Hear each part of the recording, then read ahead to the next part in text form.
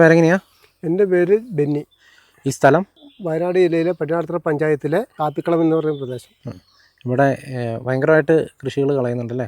ഇവിടെ എല്ലാ വർഷവും ഒരു 3-4 ട്രിപ്പ് കാട്ടാന ഇറങ്ങി നമ്മുടെ കൃഷികൾ, അതായത് കവുങ്ങ്, തെങ്ങ്, കാപ്പി, വാഴ കൃഷികൾ, അങ്ങനെ എല്ലാ തരം കൃഷികളും നശിപ്പിച്ചുകൊണ്ടിരിക്കുന്നു. ആന മാത്രമല്ല ഇവിടുത്തെ പ്രശ്നം, മാനിൻ്റെ ശല്യമുണ്ട്. മാൻ കൊണ്ട് യാതൊരു കൃഷിയും ചെയ്യാൻ പറ്റുന്നില്ല ജനങ്ങൾക്ക്. ഒരു ചെറിയ കൃഷി പോലെ ഒരു വാഴയാകട്ടെ അങ്ങനെയുള്ള ഒരു കൃഷിയും ചെയ്യാൻ പറ്റുന്നില്ല. അതോടൊപ്പം കുരങ്ങിൻ്റെ ശല്യം. കുരങ്ങുകൾ വന്നിട്ട് സീസണായി കഴിയുമ്പോഴത്തേക്കും വന്ന് കൂട്ടത്തോടെ വന്ന് കാപ്പികളും മറ്റ് അടയ്ക്ക ഇങ്ങനെയുള്ള ഇങ്ങനെ തേങ്ങ ഇതെല്ലാം നശിപ്പിക്കുന്നു. മലയണ്ണ ഇങ്ങനെയുള്ള ജീവികൾ വന്നിട്ട് തേങ്ങ പറിച്ച് കളയുന്നു. അതുകൊണ്ട് കർഷകരെ സംബന്ധിച്ച് ഏറ്റവും പ്രതിസന്ധിയേറിയ ഒരു ഘട്ടത്തിലൂടെയാണ് കടന്നു പോകുന്നത്. സർക്കാരുകൾ മാറി മാറി വരുന്നു, അവർ കുറേ വാഗ്ദാനങ്ങൾ പ്രഖ്യാപിക്കുന്നു, എങ്കിലും അതൊന്നും ജനങ്ങളിലെ കർഷകനോ ഗുണപ്രദമായ രീതിയിൽ ചെയ്തു കിട്ടുന്നില്ലെന്നുള്ളതാണ് ഏറ്റവും സത്യം. കാരണം എന്താണെന്ന് വെച്ച് കഴിഞ്ഞാൽ കഴിഞ്ഞ വർഷം ഇപ്പോഴത്തെ നിലവിലെ MLA തന്നെ 25 ലക്ഷം രൂപ ഇവിടുത്തെ ഫെൻസിങ് നിർമ്മാണത്തിന് വേണ്ടിയിട്ട് വകയിരുത്തിയിട്ട് ഒരു വർഷം കഴിഞ്ഞു. ഫ്ലെക്സ് ബോർഡുകളിൽ MLAൻ്റെ ഫോട്ടോയും അഭിനന്ദനങ്ങളും അല്ലാതെ അതിനുള്ള യാഥാർത്ഥ്യമായ നടപ്പിലാക്കാൻ ചെയ്തിട്ടില്ല. നടപ്പിലാക്കിയാൽ ഒരു പരിധിവരെ ആനയുടെ ശല്യവും മറ്റു വന്യമൃഗ ശല്യവും പരിഹരിക്കാൻ കഴിയും.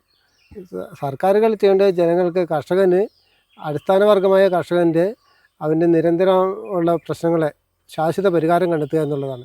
അല്ലാതെ വാഗ്ദാനങ്ങളിൽ പറഞ്ഞ് ഞങ്ങളത് ചെയ്യാം, അല്ലെങ്കിൽ അവിടെ വന്യമൃഗ ഇത്ര പൈസ കൊടുത്തു, അല്ലെങ്കിൽ ചെയ്യുന്നത് മാത്രമല്ല, അതൊന്നും ജനങ്ങളിലെത്തി യഥാർത്ഥ കർഷകന് ഇതിൻ്റെ ഗുണഫലം കിട്ടുന്നില്ലെന്നാണ് സത്യം.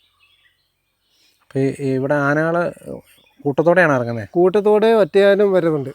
കൂട്ടത്തോടെ വരുന്നത് 10-15 ആനകളുള്ള വലിയ കൂട്ടങ്ങളായിരിക്കും. അപ്പോൾ ഒരു ആന പാതയുണ്ട് ഇതിൽ. ആ പാതയിലൂടെ വന്ന് ആ പ്രദേശത്തെ കൃഷികളെല്ലാം നശിപ്പിച്ച് 3-4 ദിവസം, ഇപ്പോൾ കഴിഞ്ഞ 15-ാം തീയതി തൊട്ട് 20-ാം തീയതി വരെ ഇവിടെ നിരന്തര ആനയായിരുന്നു.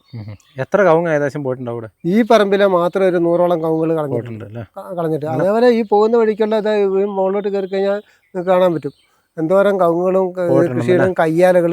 ഈ കവുങ്ങ് മാത്രമല്ല, കവുങ്ങുകൾ തല്ലിയിട്ട് കയ്യാലകൾ, കാപ്പികൾ ഇതെല്ലാം ചവിട്ടി ഒടിച്ച് പറിച്ച് അതൊക്കെ നശിപ്പിച്ചാൽ പോകുന്നത്. അതേപോലെ തന്നെ വീടുകൾക്കൊന്നും വലിയ ആക്രമണം നടത്തേണ്ടത് പോലും ഒറ്റതിരിഞ്ഞുള്ള വീടുകളിൽ ചെറിയ ചെറിയ ആക്രമണങ്ങൾ നടത്തുന്നുണ്ട്. വീട്ടുകാർക്ക് ഇതുവരെ ശല്യം ഉണ്ടായിട്ടില്ലെങ്കിൽ പോലും കൃഷികളും മൊത്തം നശിപ്പിച്ച്